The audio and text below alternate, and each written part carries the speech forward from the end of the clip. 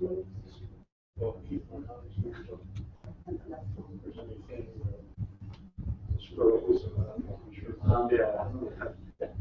He's a very energetic guy. Oh, okay. I know. No, they're just ahead of schedule, so I just need to see where he was. If he did make it before.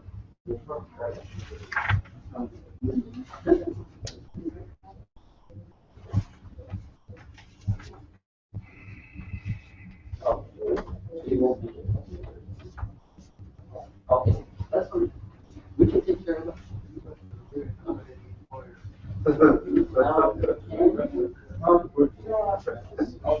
Yes. Just how complicated it is. Well, we'll see. So where are you on 72?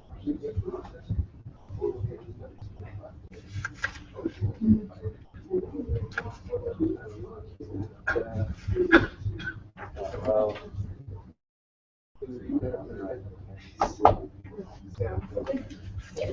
yeah, but that's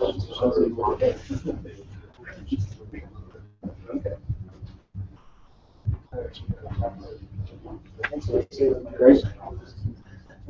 Well, I'm currently well, you know, the same guy so I could.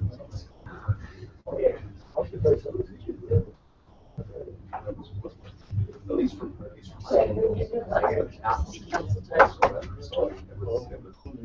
dangerous.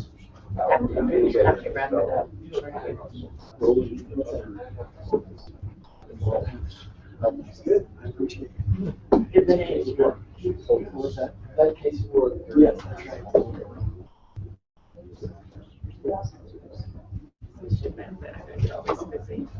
Either way.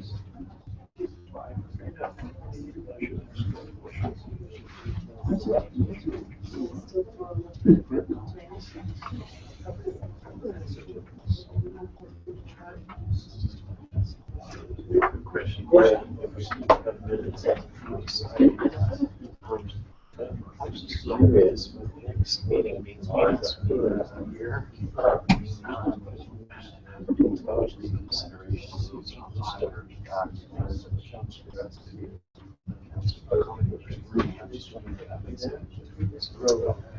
No, I understand. I mean, I guess I think the only difference to make is that they wouldn't be eligible to start the process because they have that.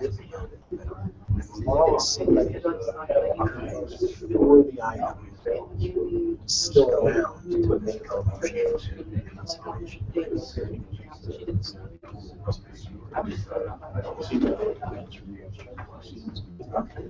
I was thinking. Just want to make sure.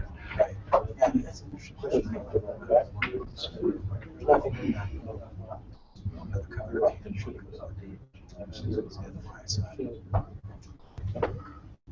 That's what I kind of the only thing is just that it makes the motion. Let's try. I don't know. I'll just say I wonder. We voted. That's very something.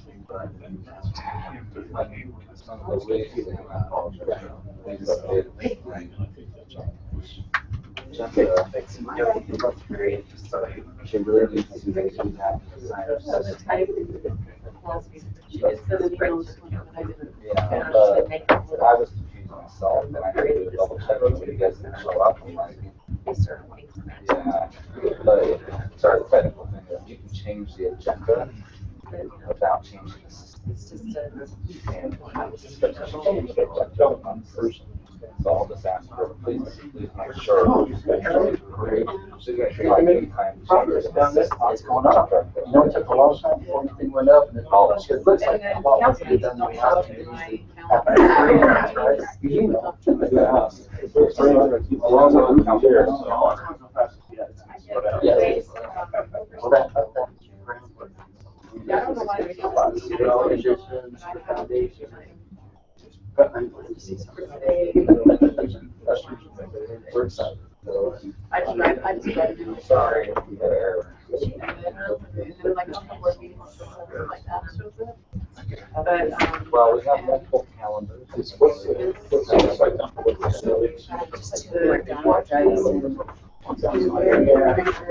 those things you got.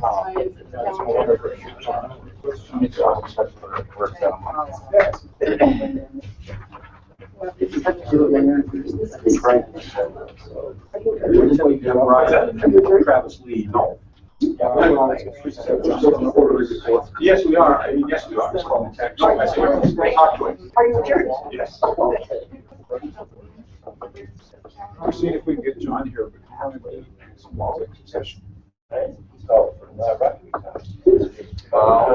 of the challenges.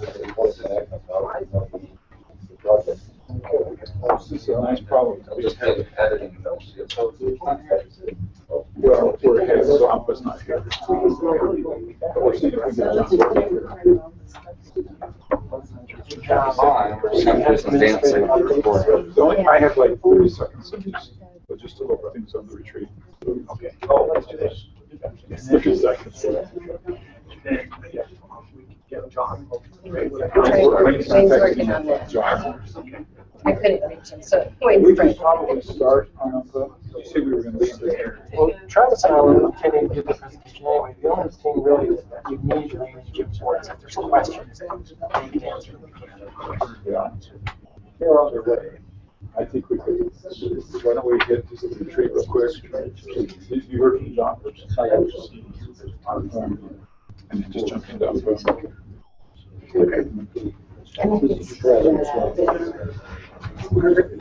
Well, it's not like you're ready to see. Your calls right now. Are we back now? All right, welcome back. We'll go ahead with the rest of our work session agenda. And we're going to go to Mayor Curtis first for some administrative items. So, You still want to do this? okay. Add convenience that makes it harder on the lease. Okay, then we will. Is that? Oh, I'm sorry. I apologize. I apologize. I was gonna take one. Thursday, you still want John? Do we still want John? We're gonna take John early.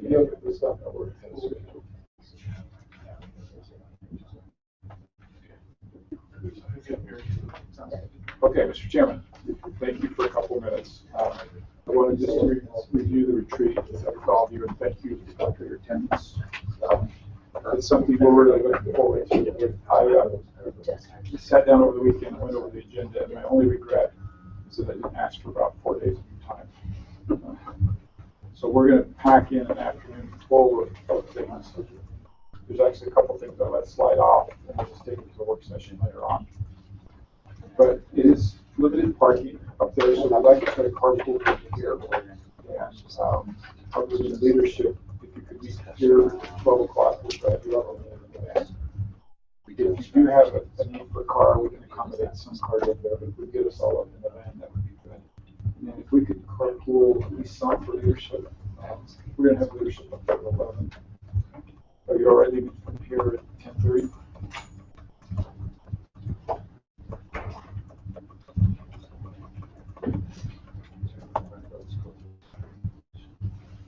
Or if the mouth of the canyon, if that's easier for you. And who would be going up for leadership? See if we can fit in one car. Well, Separate in the building. right, I mean, depends on how much of my staff you want. Well, let's take everybody to know where to go. Let's just take 2 cars though. Take 2 cars. Let's just meet up here at 10:30. And the only other retreat is because we're so pressed for time, if you can be real punctual at 12, we'll have the band leave at 12:01. We'll get you up there, we'll have lunch right up there, and we'll just jump right in. Okay. Thank you. Any questions? That's scheduled until 5. All the documents to study with the budget when these have. Yes, and that's one of the things that probably will get moved to a work session as well. We're going to talk about the budget, but those budget principles in detail, we'll go over at a different time with you. Yeah, I don't think there's a lot of preparation. So everyone is attending except Kay, I understand, has a funeral. Unless somebody understands. Thank you. Thanks, Mayor. Next, we're going to move to item 14, which is a quarterly report from the Finance Division regarding the fourth quarter of the current fiscal year. And John, will thank you. Yes, thank you. Thanks for tweaking your schedule here. Well, as each of you know, we have a quarterly report, which the goal of the quarterly report is to provide you kind of high-level overview, and particularly a 5-year comparison to see how our revenues in the city and some trends that we're currently having. As most of you are probably aware, at our next council meeting in December, on December 1st, the plan is that we're actually going to be presenting our annual report to you. So this is just barely in front of that. This is for the fourth quarter, and this report was prepared about 2 months ago, 6 weeks ago, and so the numbers may be slightly different when you get next time that we're close. And so try to tie this with your audited numbers. These numbers are unaudited, but it should be very close. And so if we go to the general fund, just to show you. John, was this the last report prepared by Denise Roy? Actually, I prepared this report, but Denise helps. She's there and she works with a lot of the information, but I prepared this quarter report at this particular time. But just to give you an idea, as a general rule, our revenues were slightly up, and we did see some, over 2014. And if you scroll up just a little bit further, you can scroll down. Scroll down just a little bit. Some of our trends, you can see we were up 104% over the budget, so just slightly ahead of the budget. Our sales tax revenues was up 104% as well, so that pretty much was even. Property taxes were up slightly, 3%. Franchise fees were down just a little bit. The primary reason for that was natural gas prices were actually down, and that one of our indicators that we get our franchise fees is off of that, so that caused that to go down a little bit. But as a general rule, seeing a positive trend with our overall revenues for the general fund. If we scroll to the next page, as we start looking at our graphs, you can see here, and this is a 5-year trend. You can see our revenues that transfers in are trending in a positive direction each year, and the red line on the right is our budget number. And so the fourth quarter, which is the fourth quarter year to date, our blue line, which is ahead of the budget, it's also ahead of our prior year, and so we continue to see a positive trend on our overall general fund revenues. If you scroll down, you can see sales tax revenue, pretty much similar trend. Been positive for the last 5 years. We're ahead of last year as well as ahead of the budgeted number. And so just to let you know, we've only got 1 month for we've actually got 2 months for the new fiscal year, and we're seeing a positive trend this year too as well in sales tax revenue. So we're continuing to see that. We go to the next. Any questions? Was the big jump in public safety? Was that the new officers that we added on the screen before? Sorry. We can go. Let's go back to the Revenues. On public safety revenue. Yeah. No, what happens with public safety is we don't budget for the overtime that we bill out to BYU and some of the other areas. Because what happens is when we bill it out, we actually go ahead and increase their overtime budget by what we bill, like the BYU for events and also for the Freedom Festival. And so it's hard to really know exactly where that's going to be. So what we do is when the money comes in, we just go ahead and increase their budget. And that's in the budget resolution. That's why it shows it being up so much, is that we just traditionally have a budget for that. But we've got it in the ordinance so that when the money comes in, we increase their budget so that they have the ability to spend it for overtime. Could change that in the future, but that's what we've done in the past. So, okay. So if we go to General fund, parks and recreation. Continue to see strong performances in the rec center. And you can see we're well above the budget and also well above the prior year. And we continue to see that trend even in fiscal 16 that we're currently in. The rec center continues to outperform our expectations. And so that shows in the Parks and Rec budget. John, does that include the expense side too? So Just revenues. Revenues are up, so expenses are up commensurate? Well, we have been seeing expenses going up, but we are actually, when we look at direct revenues, direct expenses, we are seeing positive numbers right now. Which is good. If you look at community development fees, we're actually down from the budget for this year, and we're actually down from the prior year as well. I will say though, in the current year, we're seeing community development fees very positive. We got some money in this new fiscal year for the hospital project, which is a major project, and we had some other things. So we're seeing it bump back up for fiscal 16, but the way the numbers actually come at the end, due to timing and whatnot, we were actually down slightly in community development fees. Franchise fees, I talked about that earlier. We were slightly off budget and also slightly off the prior year. This is the general fund summary. Just kind of goes through each of the departments as well as the total revenues and total transfers in. And I'm happy to answer any questions, but didn't plan on going through each one of these lines at this time. But if you wanted to, if anybody has any questions now, I'd be happy to answer them. But that's just kind of the summary. Can I ask you another question? My property tax mill levy was down for the city. So we actually paid less property tax in the city than we did last year. People have asked me why the property tax developed as a school district. Yes. Because we're actually down. Is that because you have more property on the books, so the mill levy didn't come down? Well, what happens is the rate goes up, okay, as the property value goes up due to the truth and fact, due to the way the property tax structure works. When the value goes up, the rate goes down to help keep the property tax at level. But this year we did have a property tax increase in the general fund that we funded one officer for. So you should have seen overall a slight increase. But we had debt service for the library that fell off. Yes. No. Road bonds went off. We wrapped the rec center bond around the library bond. So the library bonds came down, the rec center went up, but the road bond payoff occurred last year. Yeah. So it was debt service that came off. Yeah. Constituents' questions, you can say it's not the city. It really isn't. Yeah, there was some major increases for some of your neighbors who were complaining to me. Just based off that comment, I mean, you actually raised the property tax this year, and it still went down. Yeah. Let's have debt service that fell off. And what happened too is that the rec center actually came on the year before, and the plan was that it dropped off through the rec center. It would keep it level.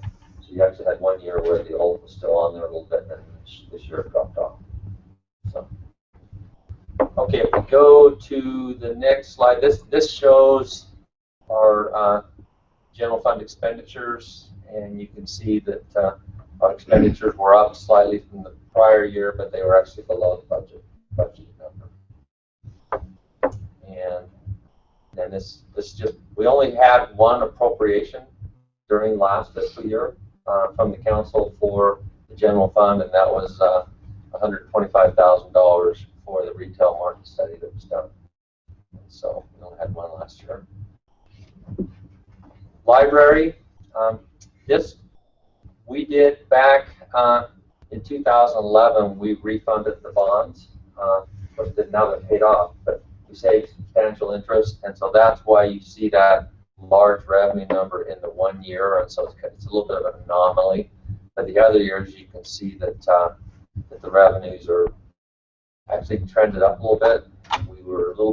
We were ahead of last year's budget there, as well as the prior year and the budget numbers, but you can see it's been relatively flat or stable when you take out that 1 year that we did the bond refunding. And then the same thing with expenses, but you can see the expenses were below the prior year as well as below the budget number on the right there. And then we just got the fund summary report. You can see that we have been spending a little bit more than we've been bringing in, but they have a pretty substantial fund balance, and so because of the fund balance that they've had, they've been able to. Well, it looks like they were down about 46,000, and so they've got about 4 million in fund balance, so they're still in a pretty strong position as far as their overall fund balance for the library. Okay, the golf course, we continue to see positive trends at the golf course, and as you can see, revenues have increased pretty substantially over the last 5 years. I would say a couple things. Number one, we've had a positive trend. Number two, weather has been very favorable, and so because of last winter being very mild and having really good weather in the spring, we had a really strong season. But I also think there's been a lot of good things that have been happening at the golf course, and we've been trending very positively there. Can we go back to the library? Sorry. Oh, after Sure. we finish this, we'll go back to the library. We can go back to the library. Down on the charges, Okay. there was On the actual. I'm trying to look at my notes and listen at the same time. Just down a little bit further. Down a little bit further. There you go, right there. Where you see charges for service, and it was $10,000 less this year than last year. Is that because people didn't request the services? Is that because we're not charging? What's the reason for the drop there? Do you know? It's largely been the result of people not reserving as much meeting space in the building as they did before, and I think in some measure that's in part the convention center. It's had a little bit of impact on that over the last several years, but Okay. yeah, we've been under budget on meeting rental space. Yeah, and if ever the council request would like to see, we also can give you a breakdown of how that would break out on a detailed income statement that would show it. But here it's all summarized. But yeah. Okay. If we could, this just shows their expenses, and they did expend more than they did the prior year, but it was under their budgeted number. And then as we look down here, you can see where they were at on an overall bottom line perspective. You can see that their transfer in for this year was about 144,000. The prior year was about 159. So that the transfer from the general fund was less, or the subsidy that we provided. And then you can also see that for the year they actually were positive about 77,000. So they exceeded their expectations. And what we do in the following year, when we're considering what the transfer is going to be, we take that into account. And so the general fund, gets the overall benefit from the revenues exceeding and the subsidies decrease. And so that's netted out taken into consideration. Water fund, what you can see, the reason that there was a sharp increase in the budget and a sharp increase in the actual revenue for this year has to do with bonds that they issued. We issued 12 million in bonds, and we recognize that as a revenue based on the governmental accounting guidelines in the year that it happens. And so you can see that our revenues actually exceeded our budget slightly, but pretty close to what we anticipated, and that jumps related to the bonds that were issued. And the same thing happens on expenses. When we issue bonds, we also recognize an expense for the same amount. And so kind of messes everything up from a comparison standpoint, but that's the reason that you see the jump. But the important thing is you can see that we were slightly under budget on the expenses, and that we're close and according to budget. And then this is the fund summary, and you can see down under other income with the $12 million, that's what that is the bond proceeds. And then also you can see similar on the expense side, and it's actually shown as a transfer because we move it over to our capital improvement fund instead of money. Okay, and then the next slide, this is wastewater. And wastewater had the same issue. They issued $10 million in bonds in wastewater at the same time. We did them together. It was a total of $22 million. And so that's the reason that you see the revenues jump there, and as well as the budget. And then this shows the expenses with a similar trend there. And then you can see that there, the net year to date, they actually showed positive 778,000 in income for the year to date. So substantially, shows some positive numbers increasing the fund balance. Energy, we also issued 20 million in bonds for the energy campus during the year, and so that's the reason that you see pretty significant increase in revenue. They were below budget, and some of that has to do with weather, and a lot of times depending upon the type of weather we have impacts the actual revenue consumption is used in energy. If you look down here, you can see that expenses out also were up due to the bonds being issued, but you can see that they were actually below on their budget. Some of that has to do with the fact that the volume was down, the consumption was down, and so the amount of power that we had to pay out was less as well. So that kind of compensates there. Go down to the fund summary. If you go down just a little bit further, you can see that their fund balance is right around 12 million. This doesn't include the capital improvement fund. This is just the operating fund, and they were positive. And like I said, these numbers may be slightly different in the CAFR because these months we hadn't gone through the full audit yet, but this should be fairly close to this. Okay, the next page, the airport, and we did see a little bit of jump in revenue at the airport from the prior year, and that's due to operating, but it's also due to transfers. We transferred some additional funds to the airport to help cover for their fund balance needs and some of the programming they've had. But you can see that we did exceed the budget. We down here see our expenses were well below the budget. Take a look at the fund summary. Scroll down just a little bit.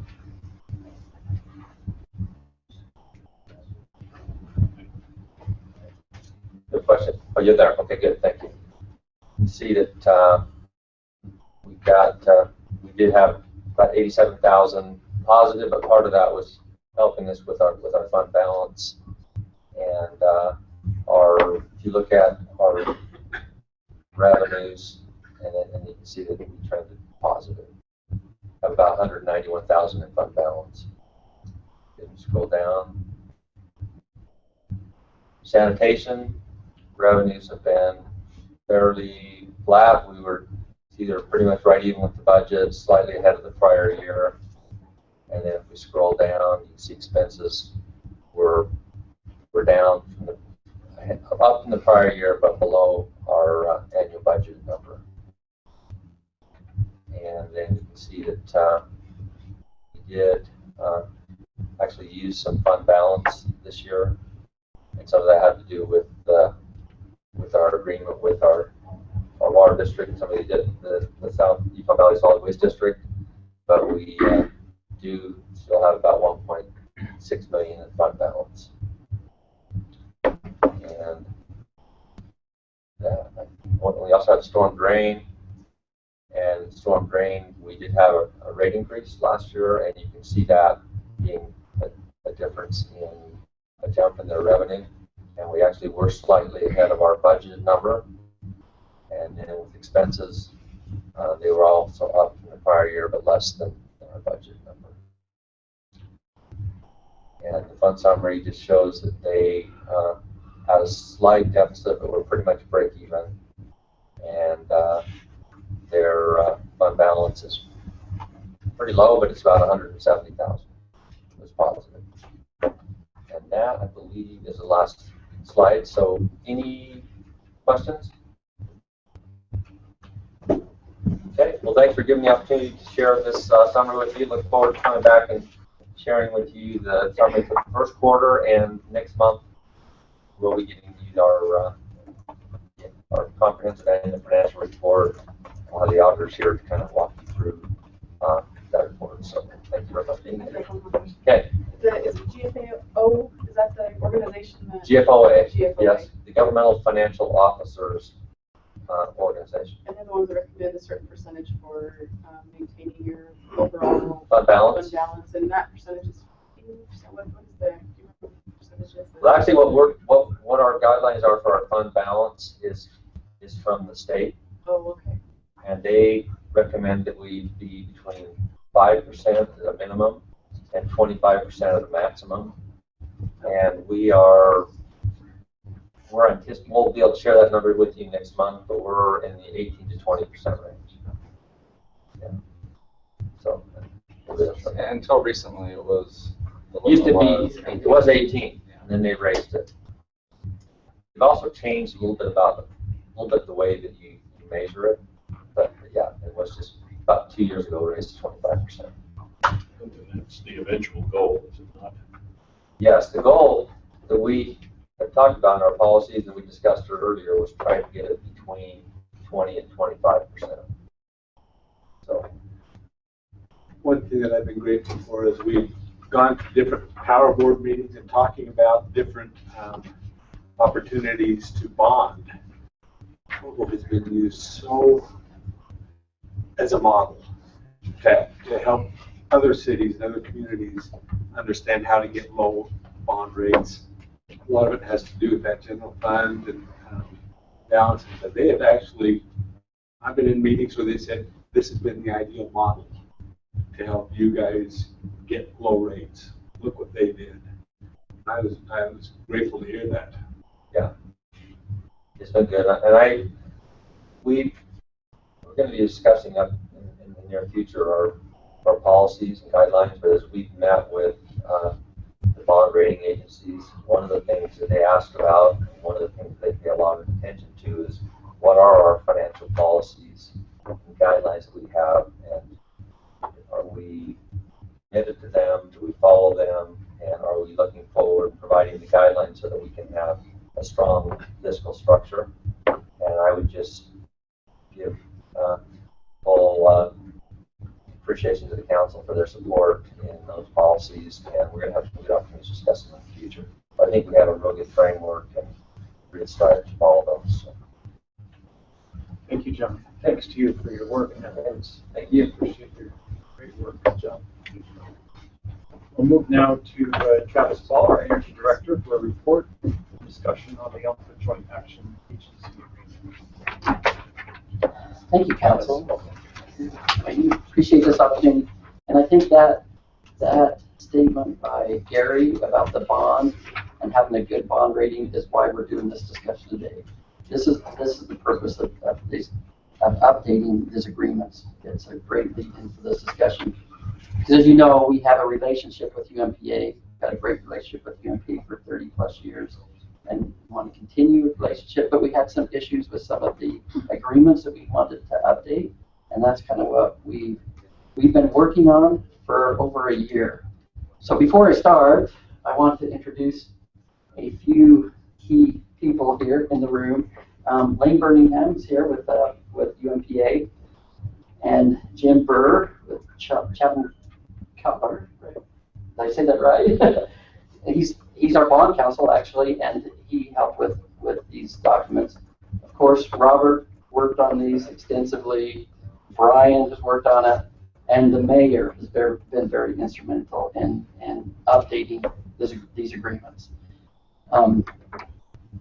We had to update them because we're at a time where we need to look at the future. What are we going to do for future resources?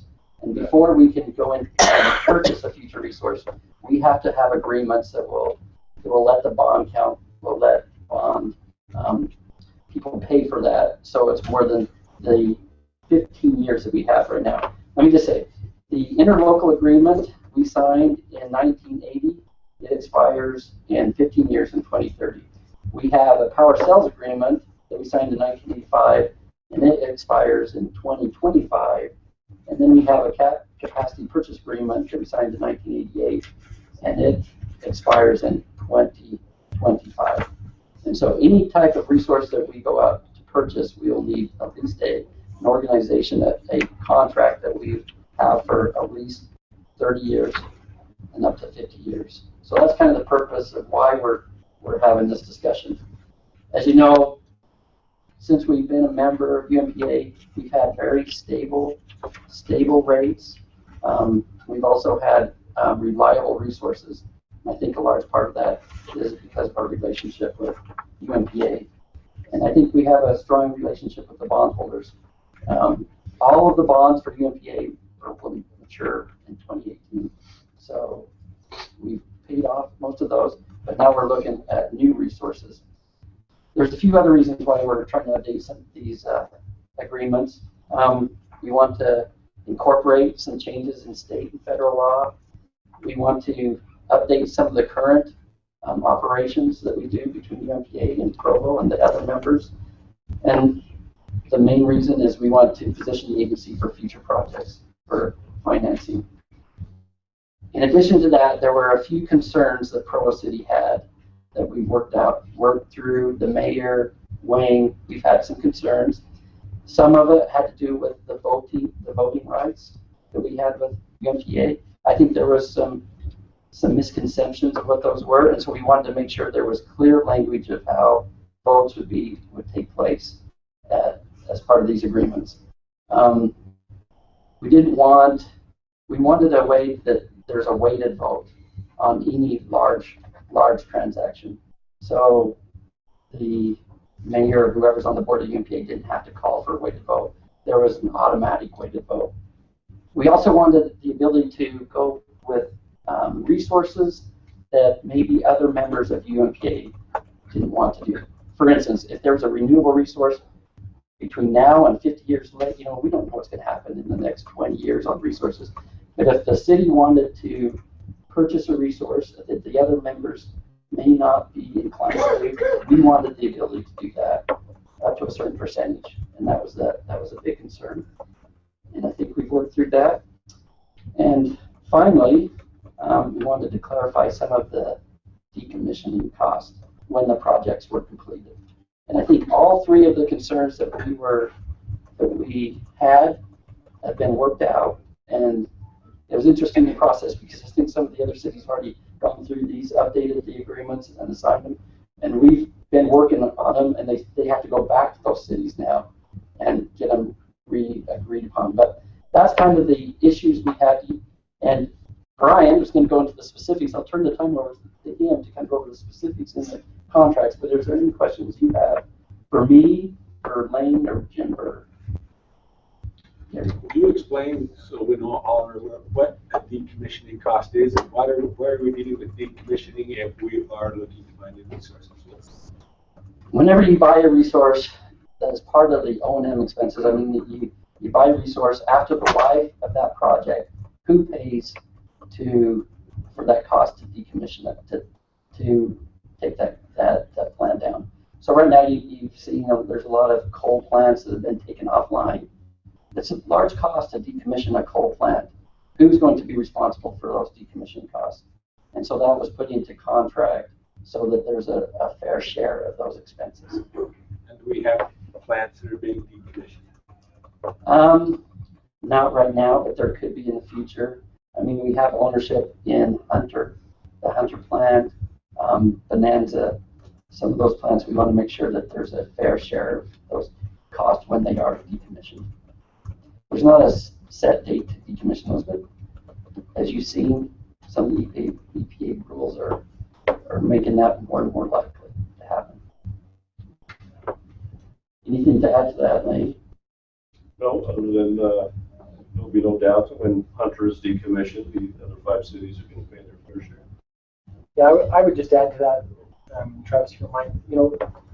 When we signed the agreements back in the 80s, because the agency was just starting up, the whole vision was about, at least this is my perspective, the vision was about how to get it started. And I don't know that they really thought through, well, what if the agreements end, what if the plants end, and so the fact that we came up to this renewal period allowed us to think through, because the agreements are starting to approach their end, then that brought to everybody's mind, well, what if they end? What happens? And so a lot of the some of the changes to the agreements were made to clarify those kind of things that really hadn't been thought of when the agreements were first drafted.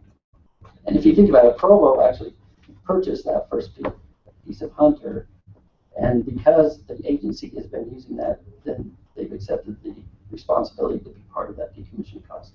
It won't all land on Provo for those decommissioning. Did you have another? The three issues that you described that Provo has given particular attention to. My question is, do they cut across all three contracts, or are they specific to one or two? They're kind of addressed in each individual one, and by coincidence, it kind of works out that there's one of them in each document. I see. But you're really asking, given the changes that have occurred, revisions that have occurred, you're asking the council to simply extend the life of each of those contracts. That's the issue. Exactly. Yeah. Thank you. Thanks for that clarification. So maybe if I go really briefly into those three changes, and then that may generate more questions, but I'm not going to go into a lot of detail. The operating principle in drafting these documents, I know Jim was trying to accomplish, was let's not screw anything up and start from scratch, because the documents have been working.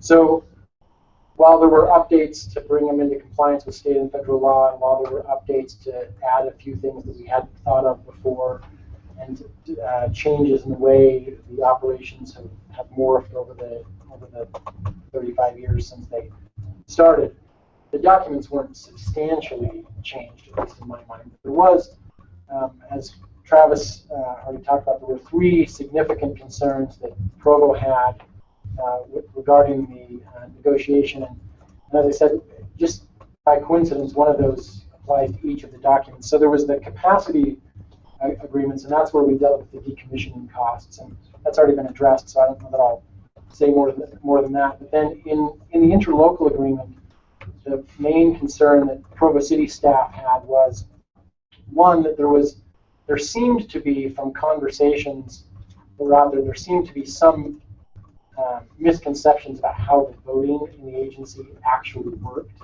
So one thing we wanted to do was to clarify that, so that those misconceptions didn't persist. And then two, there was some discussion that even though there was a weighted vote provision in the original documents, and I'll talk about that in a second, it had to be invoked by someone, by one of the directors, and there was some discussion that that was there was a potential to expend a lot of political capital by invoking that. It was a nuclear option. Yes, it was viewed as a nuclear option, and so one of the changes that was made. Well, let me first describe what a weighted vote is, and you probably heard this before at the meetings that happened a few months ago. But what the interlocal agreement provides is that normally a vote happens where each director or each city, in essence, gets one vote, and votes take place just by a simple majority.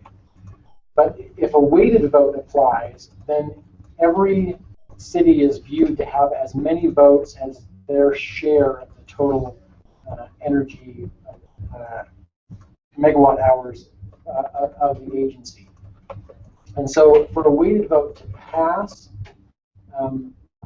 not only you must have at least 3 members vote for it, and the percentage of the megawatt hours that are voted in that way have to exceed 50%. Given the current structure of UMPA, what that essentially means is that Provo has a veto, but doesn't necessarily have an override to automatically approve something that other cities don't want. There would have to be at least 3 cities that agreed to something, including Provo, for something to go forward that where a weighted vote is called for. And so the new version of the contract, in addition to clarifying that and maintaining the ability for any city to call for a weighted vote at any time, It also makes weighted votes automatic, so they don't have to be seen as a political capital expenditure. Whenever, for approval of the budget, the addition of new power supply resources to the portfolio, the issuance of bonds, and financial transactions in excess of $5 million. So those kind of really large decisions are automatically done by weighted vote. And that was really the only, I think, significant change to the interlocal. Any questions about that? And I think what constitutes the weight, I think that might be good for the council to know, to understand what a weighted vote is, because it's based on power usage. Right, so what the contract says is each director shall have the same number of votes as the number of megawatt hours sold by the agency to the member in the last year. So instead of having one vote, if we use 500 megawatt hours, then we have 500 votes, right? That's what percentage, about 70%? Yeah, a little bit less than 70 now. Yeah, in the 65 to 70 range, right? And so every city would have votes proportional to the number of megawatt hours they used in the previous year. And then in voting those, you have to achieve 50% and at least 3 cities concurring in order for something to pass. As I look at that, I expect, the growth that we're looking at is going to change some of the ratios at some point to some degree. Right, that's true. I mean, there's the potential, the ratios will definitely change, and depending on how growth happens, there's a potential that Provo, the way this is currently drafted, it's at least theoretically possible that Provo could lose its veto if we at some point have less than 50% of the megawatt hours. So I don't know that that's likely anytime in the near future, but It'll take some time. Is that fiscal year? Yes, it is. Yeah. And did I understand correctly that it only requires the request of one director for the weighted vote to be held? Correct. Other than those 4 situations where it automatically happens, any director can request that the vote be taken that way. How much do these illustrious improvements reflect the chairship of the UMPA in the past year? I'll have to defer to the chair. Actually, I'm glad for that opening, because simply making this request could have been used nuclear. And, I would have to pass on to Brian and to Robert and to Jim and Lane and Travis really credit for that. And working through with our good partners there, helping them understand why that's important to us in a way that I don't think it was, like, maybe they've been hiding from me. I don't think it was viewed as nuclear to ask for that. And so potentially could have been very tense, and it wasn't, but it really, all of us had even a big star on the forehead. It's nice to have that outcome. And then the other significant change was in the power sale, or the other significant issue that we addressed was in the power sale agreement. We did clarify provisions about member projects, and Travis would certainly be able to clarify in much better detail what that means in practical terms. But what we did there was we were worried about, he ran through the list: community solar, renewable resources, something that Provo might want to do that would alter the fact that the contract currently says we must obtain all of our power from UMPA, and what were the exceptions to that? And so what we did is this provision allows member projects that would reduce our consumption from UMPA, so long as that's not by more than 5%. There's a further provision that the board can actually increase that 5% up to 10%. And then there's also a provision that certain projects taken by industrial or large institutional customers, and we all know what that means in Provo as far as our rate schedule goes, that certain projects by those entities can actually be exempted from the 5% limit. And we also have to mitigate. There does come upon us an obligation to mitigate impacts of doing those member projects to the rest of the agency. felt like this was important because of the trend in solar and the unknown trends. So I've been in this agreement for many years and decades. What is there out there that our residents would want to get involved in or do that would otherwise become a dead by this contract? So this was also, I think, a pretty important part of the contract. Does that apply only to ownership of the source? No, it would be any project that was undertaken in the city that would reduce our consumption from UMPA. And that brings up a question, and you guys are working so hard on this, Lee. How is your vision in the future, the things that you're hearing and understanding, how's that impacting your ability to acquire new resource? Because some resources are costing more. Is this contract a hindrance because of all that? Because of the exemptions that are involved? Not the exemptions as are reported in the documents now. Yes, it's less power we have to acquire, but depending on the nature of the power that the members use for their projects, it's intermittent. It's intermittent. The agency has to have the capacity to step in, but that's not generating. So when the sun sets for solar, we still got to install capacity for each blade. Mitigations in the future for projects. How do we deal with those? Those could be challenging if we all of a sudden get a big project that comes in or something. Well, that would be, and Travis may need to address that, but that'd be something that would go into the pro and con calculation at the time we were considering the project. If we were considering a project that we were going to have, say we were considering a project that was going to be in the 7% range, and so we were going to have to go to the board and ask for it for permission. Part of what I expect the board would expect to hear from the city as well. What are you going to do to offset the fact that that's going to cause some economic problems to the agency if you're exceeding that 5% cap? I think that's the exciting part of this agreement is that we can kind of control some of those resources. If the other members don't want to participate in the community solar, we can participate in that. If the cost is more than what the agency, we get the power from the agency, then we'll have to roll that into our resource costs, but that'll be a calculation we can do because of how we do with the power purchase agreement or if we buy it outright. But it's a way to do kind of a model like a UX model and be part of an MPA and also kind of be able to do some additional projects if the agency doesn't want to do those. I've seen the agency move the direction that the mayor has talked about. It's been interesting to see. Even some of the smaller communities are getting involved in solar and some of those things that the mayor's taken an interest in. So, but this agreement, I think, is positive in that case. This brings up an interesting point because if we're 70% of this agency, to some degree we're negotiating with ourselves, right? So the more we stack the Provo side of this, the more we have the potential to hurt the agency that we're 70% of. So we want to make sure that we keep the agency healthy. It has to be healthy, and we don't want to do anything in the city that undermines that health. So if we do get involved in a project in the city that really good for the city, but it hurts the agency, we've got to take that into consideration. And remember, we're 65–70% of the agency. We're hurting by doing that.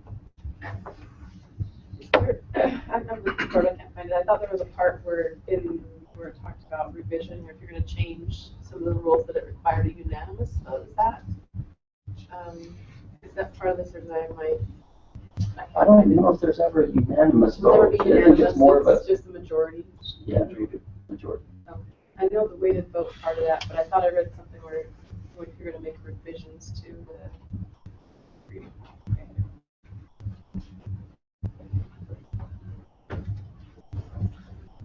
Lane or Jim, did you either want to clarify or correct anything that you said?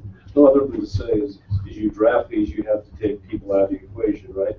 And assign names These are positions, board members. Someday we may have a terrible chair. We don't have that right now. 50 years from now, 50 years from now, those generations may have flux capacitors on their house, and who knows what that's going to do with the power industry. So when you're trying to plan 50 years into the future and you don't know what the future holds, you just try and structure the best agreement you can to be adapted to meet those challenges in the future. I think this agreement does a lot for renewable resources for the city, or if the agency wants to do them, or if the city wants to do them. We haven't even talked about some of the distributed generation a little bit on our large customer. Also, demand side management. I think Provo is situated, set up a little bit better to do a demand side management program other than the other cities, and that also has an effect on the UMPA, so that's part of that 5%. But that gives us the opportunity to go ahead with some of those type of programs.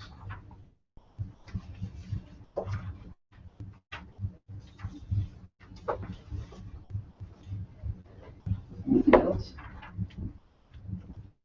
As you go through the agreements and you have questions, feel free to, Brian is the expert, Robert, call me, and we can contact Jim and Lane and any type of questions you have. If you have concerns, let me know. I will say that we have a great relationship with the MPNO. I don't think I've seen a better relationship than it is right now. And that goes to a lot to the leadership with Lane.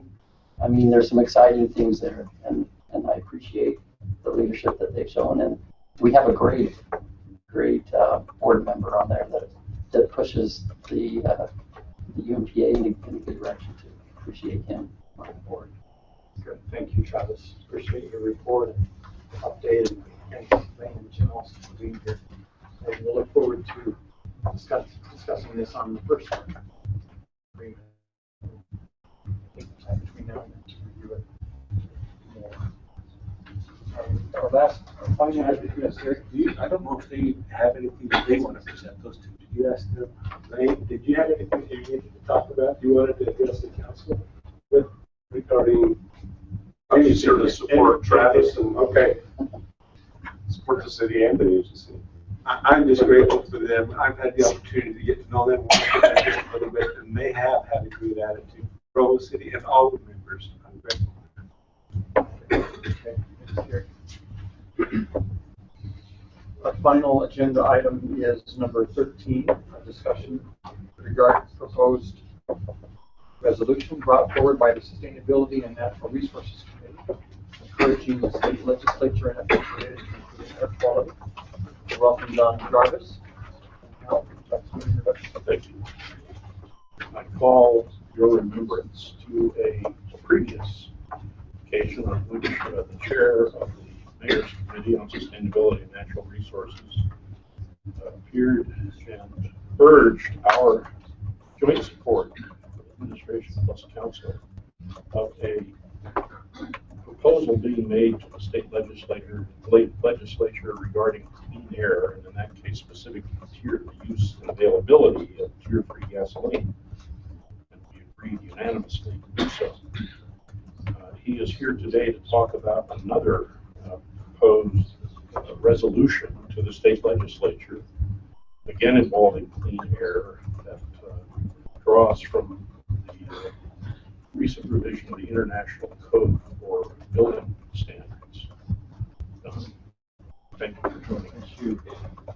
I appreciate your support for the Tier 3 resolution. Our legislators heard us because it has enormous effect on air quality, and that they did indeed pass legislation giving incentives for refiners to produce Tier 3 gasoline. And the governor reports that Tesoro, which actually provides much more of the gasoline than just the Tesoro stations, is really looking forward, and they're gearing up to produce Tier 3 gasoline. So thank you for that. We have another issue which in teenagers' language is a really big deal. Houses and buildings last 50 to 100 years. I know you're always exercising the gift of prophecy and looking down the road This is especially one of those that looks down the road and see how it's going to affect your children and grandchildren. And to put it briefly, it's going to save a lot of money for them, and it's going to make the air better. As you know, building codes are updated about every 3 years. It's time for us to update our building code. And the most important part of the building code that we're addressing right now is the energy section. They split the building code into 2 codes. There's the IECC, the International Energy Conservation Code, and the structural code. And we're talking about the IECC, and of course, improvements to any building code cost a little more in the short run, but they save a lot of money in the long run, and they clear the air. I don't think any builders would dispute that's the fact. The problem the builders have, of course, is that not every home buyer knows that, and they don't necessarily have the gift of prophecy that you have. They don't necessarily see down the road, and this new house is a little more than a nice used house down the road, and so the builders are a little squeamish about updating the building code because it's going to cost a little more. Not a huge amount, $1,000 to $3,300 a house. So, of course, the Governor's Office of Energy and Energy Development commissioned the Pacific Northwest National Laboratory to conduct an independent analysis of how much it would save and how this would affect a new owner. And they calculated that it would save a Utah homeowner almost $300 a year. And even better, it reports that the cash flow,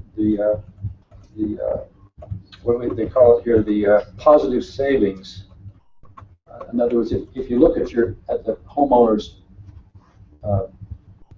monthly or annual payment on their loan, the first couple of years, the extra cost of that improved insulation and better windows and all those things makes the homeowner's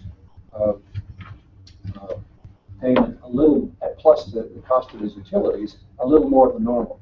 But already in the second year, what they're saving through their utility bills brings it down below what it would have been before. But so in 2 years, you have positive savings to the homeowner, which I think is huge.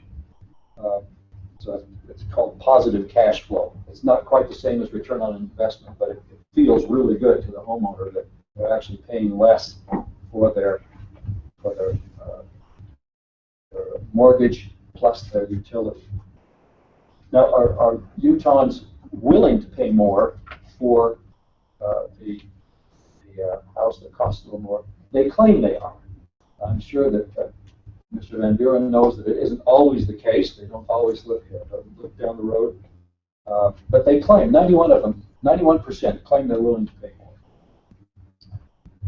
But it does not only have economic effects, but on the agenda, they sort of emphasize the value to air pollution.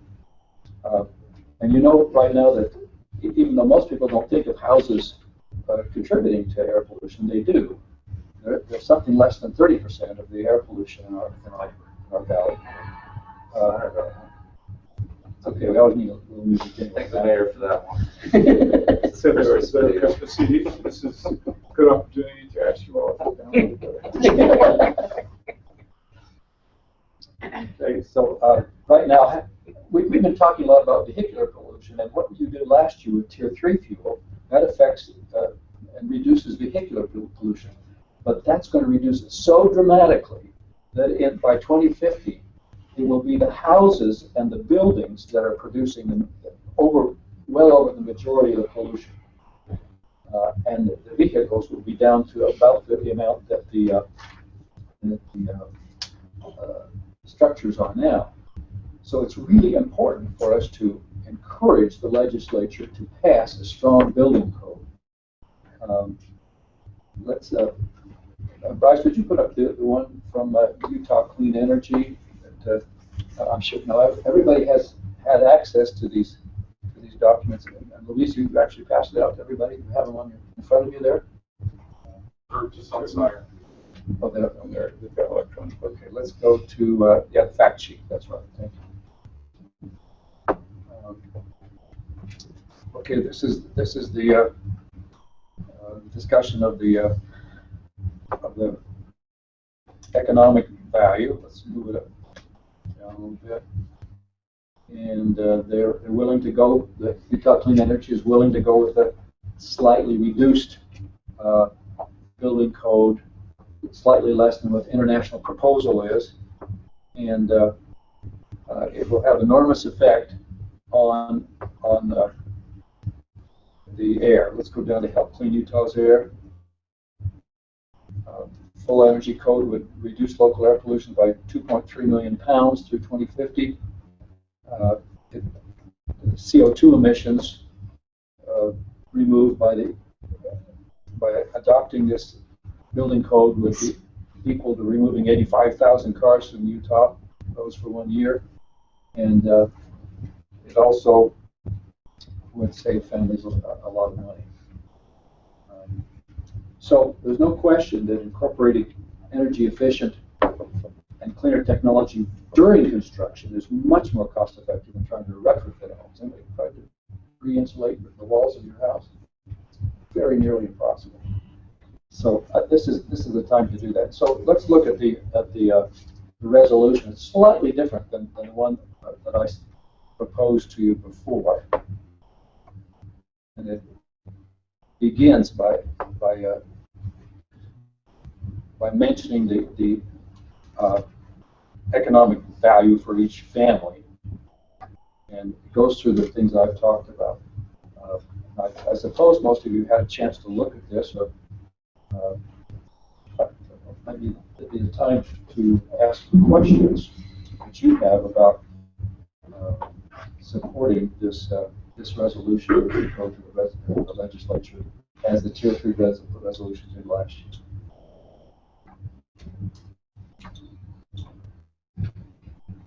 Has anybody ever brought up any unintended consequences from? You've got the cost, of course, which is maybe $3,500 more to build a house at the average home. Are there any other unintended costs? I've heard people talking about more insulation causes, I don't know, problems in the air quality of the air in the house. That's actually a really good question, because as you make a house more airtight, then sometimes you get in problems with, there's a lot of air pollution that is generated by the rugs and the furniture, and so there really does need to be some circulation of the air. So as you make houses more airtight, you really need to build in some sort of a ventilation system, and those ventilation systems have to be the right kind of ventilation system. Those are incorporated in the 3,500. I just one question. Are those costs of doing replacement air in this study that says they're going to save this amount of money? See, I don't think. I believe it is.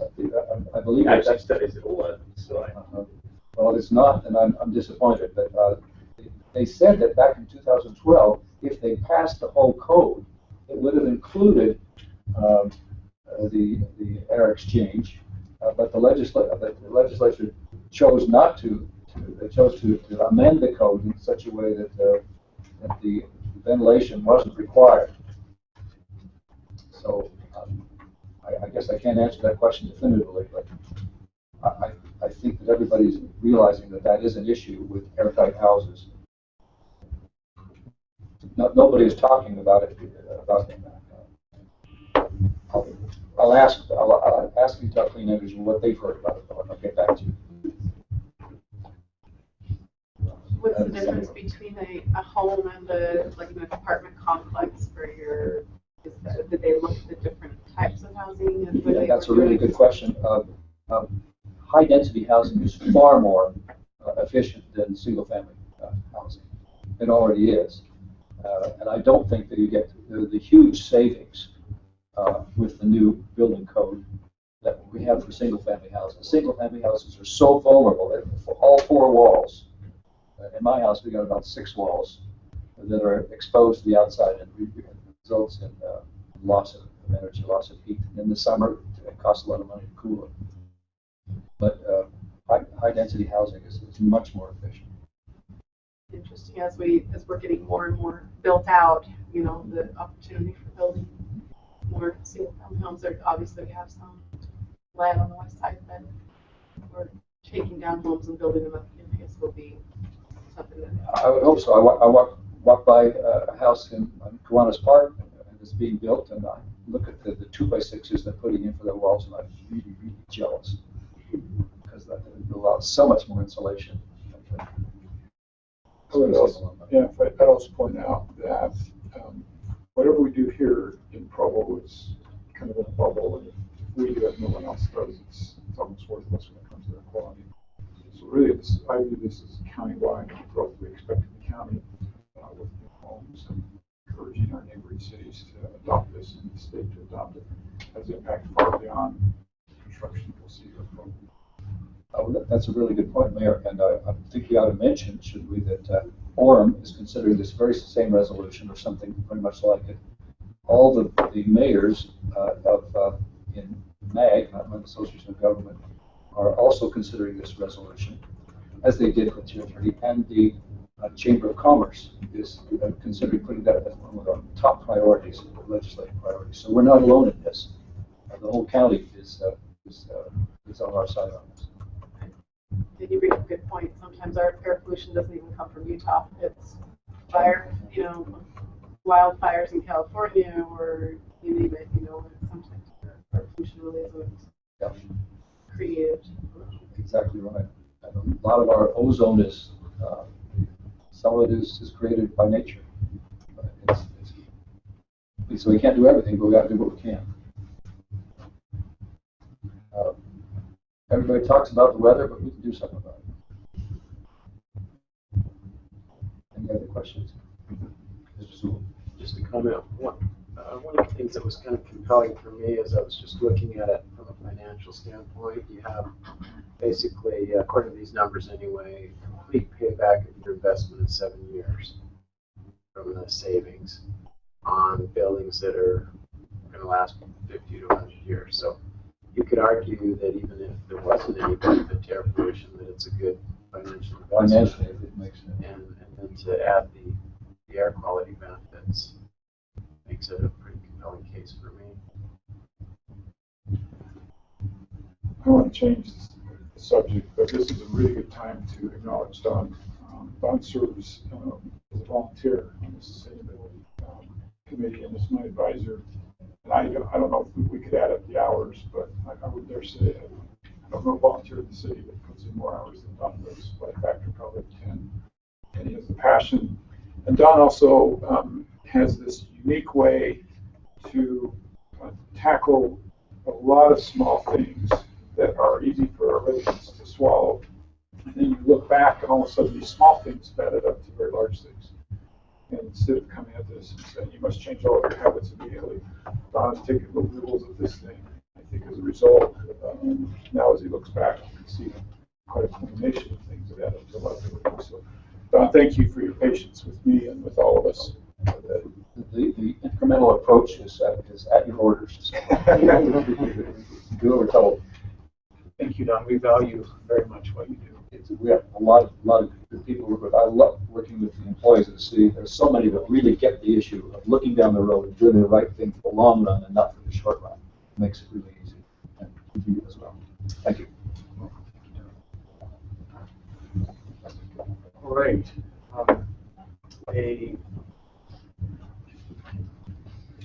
Mr. Chair, yes, I make a motion that the proposed resolution appear on our agenda for council. Thanks. Is there a second? Mr. Sewell, thank you. Those in favor? Those opposed? Did you get the vote? Please, thank you. 5-2. Oh.